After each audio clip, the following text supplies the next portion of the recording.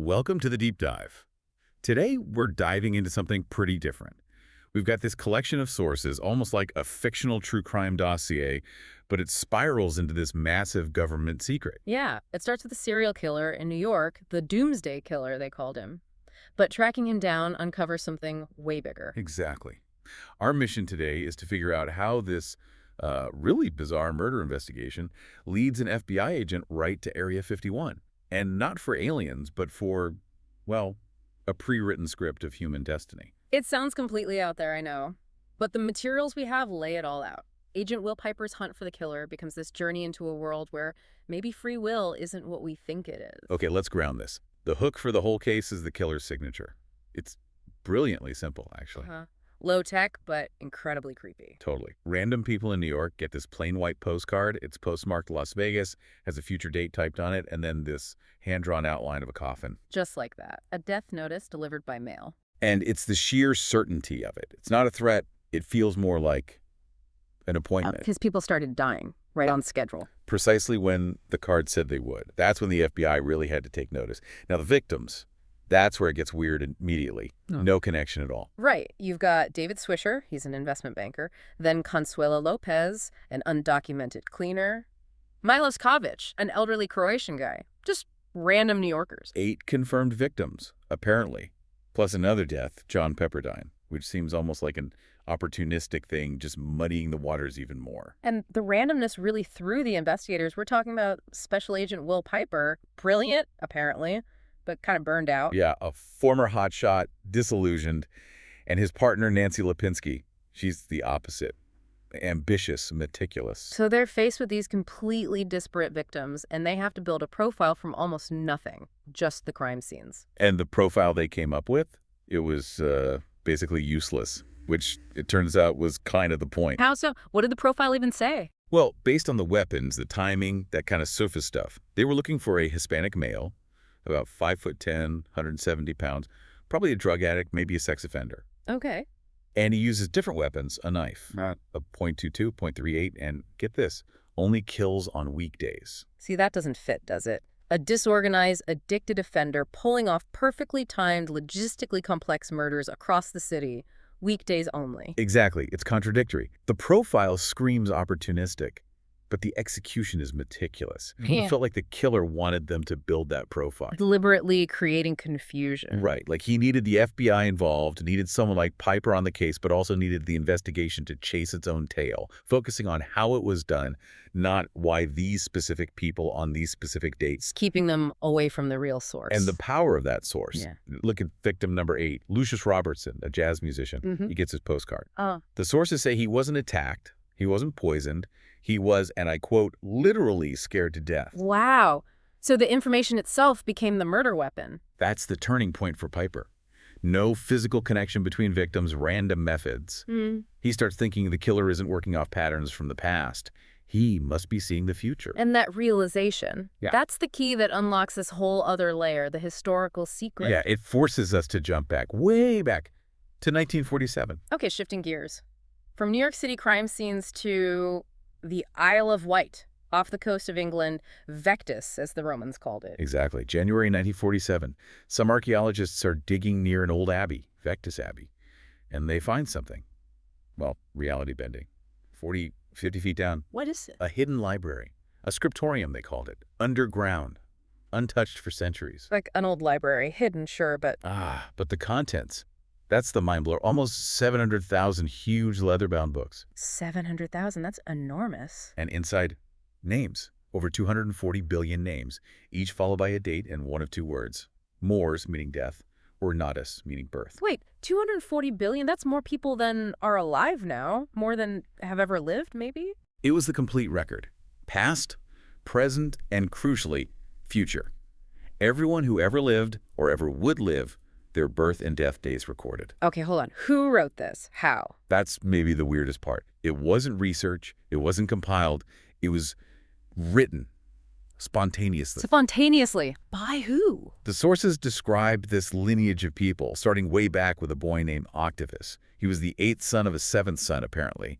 These individuals were mute from birth. Mute? Yeah. And from childhood until they died, they would just, Names, dates, mores, natus, in multiple languages they couldn't possibly have known, like human printers churning out destiny. That's deeply unsettling. So when this was discovered in 47, Mm. what did they do? Churchill and Truman found out, and their reaction wasn't, wow, let's use this. It was immediate classification, total lockdown. Why? I mean, imagine the potential. Think about it. What happens to society, to religion, to law, to everything if everyone knows their exact expiration date?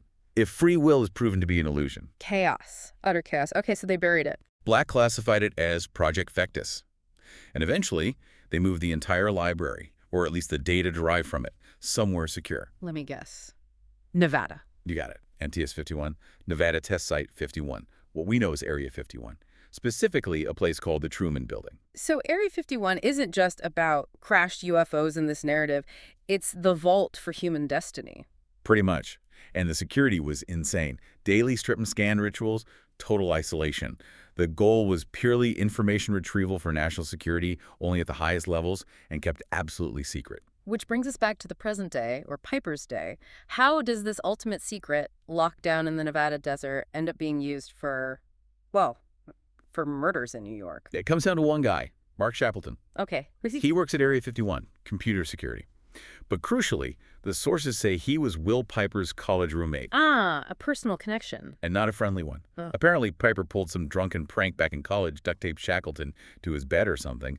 Shackleton never forgave him. He resented Piper's FBI career, felt humiliated. So, this whole Doomsday Killer thing, it's about revenge.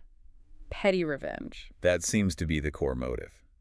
Shackleton used his security clearance to access and steal the U.S. portion of the database, the future records. Small enough to fit on a memory stick, apparently. Okay, stole the data for revenge, but the postcards, the murders, how does that help him get back at Piper? He orchestrates the Doomsday killings using the dates from the database, sends the postcards, creates this impossible case that he knows will eventually land on Piper's desk, hoping it will destroy his reputation when he can't solve it. Wow, that's elaborate. But there's usually money involved somewhere. Oh, there is. Shackleton wasn't just motivated by revenge. He sold access to some of the death dates. Who? Nelson Elder, CEO of a company called Desert Life Insurance, paid Shackleton $5 million. Let me guess. Insurance fraud. Bingo. Elder used the dates to know which policyholders were about to die naturally, allowing the company to avoid paying out huge claims. It's cold, calculated, and hidden behind the natural deaths Shackleton used for his doomsday victims. So the postcards were just misdirection, using dates he knew were coming anyway. Exactly. The murders looked random and violent to draw Piper in, but the dates themselves were real, pulled from the database. But Shackleton got sloppy. Or maybe arrogant. How did Piper figure it out? This is almost comical. Shackleton fancied himself a writer. He had registered a screenplay with the Writers Guild of America, the WGA. Under a pseudonym, Peter Benedict. Huh? Piper found it. The screenplay was called Counters, and in the second draft were the names of the doomsday victims. No way! He put the victims' names in his script? He did. And crucially, that draft was registered 7 weeks before the first murder. Proof positive he knew the dates in advance. That's a smoking that. But wait, there's more. The nail in the coffin literally was the font. With the font. The specific unique font used on those typed postcards sent to the victims. It was the exact same standard typeface required for WGA screenplays. Oh, come on. That's sloppy. Or maybe just hubris, thinking nobody would ever connect his little writing hobby to this massive conspiracy. But Piper did. He realized the Doomsday Killer wasn't a person. It was just data, weaponized by this one disgruntled guy inside the system. So Piper cracks it. He figures out Shackleton, the database, Area 51. What happens then? Does he get a medal? No, not quite. Yeah. The moment he and Lipinski report their findings, connecting it all back to Shackleton and implicitly to his workplace, the shutters come down hard. Washington steps in. Immediately. Their supervisor basically tells them, case closed, you're off it, you bumped into something classified. Shackleton is whisked away designated special cargo. Meaning property of whatever agency runs Area 51 security? Precisely. And that security apparatus, led by a guy named Malcolm Fraser, is absolutely ruthless about cleaning up the breach. What do you mean clean up? They can't have loose ends. Nelson Elder, the insurance CEO, Dead. Shackleton's girlfriend, Carrie Hightower, who might have known something, also dead. Murdered by Fraser's team. Yep. It wasn't about justice for the doomsday victims. It was purely about containing the leak, protecting the secret of the database. Operational security above all else. That's chilling. Did Fraser know their death dates were already in the database? Get this, Piper confronts him later, and Frazier basically admits it. He says something like, I knew they were going to die when they did. All I did was pull the trigger. I sleep okay. Wow. So even knowing the future is fixed, they still act it out. Or they see themselves as instruments of that fixed future. Seems like it. The secrecy, the mission, overrides everything, which puts Piper and Lipinski in incredible danger, right? They know the secret now. They're loose ends, too. Exactly.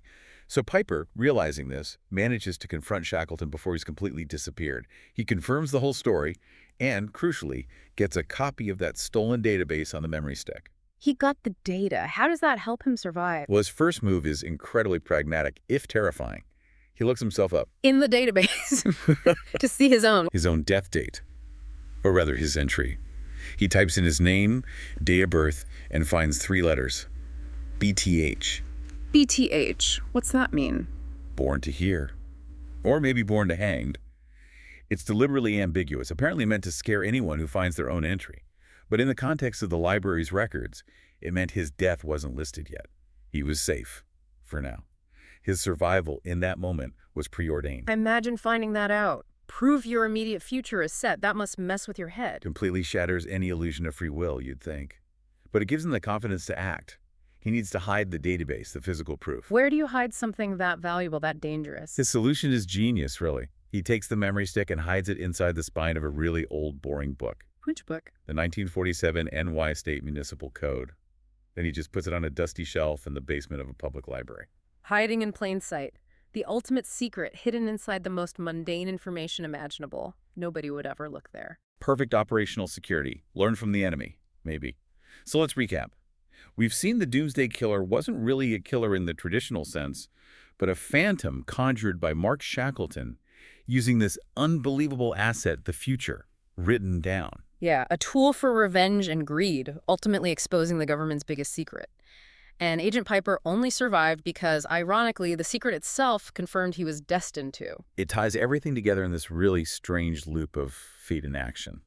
But there's one last piece of information from the sources, kind of a chilling footnote about the original library at Vectis Abbey. Oh, what's that? Apparently, back when the records were being written, sometime around 1297, the writers logged an entry for the Finisterrum. We end of days? Yeah, they recorded a date for it, the year 2027. Okay, wow. 2027.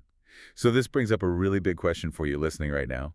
Agent Piper saw his own guaranteed survival, and it changed him. If this ancient record, potentially held by governments right now, really does contain the expiration date for the entire world. I mean, knowing that the future is fixed, that maybe humanity collectively has no free will to change its end. How should that knowledge, whether it's public or kept secret, affect what we do today? What's the point if the end is already written?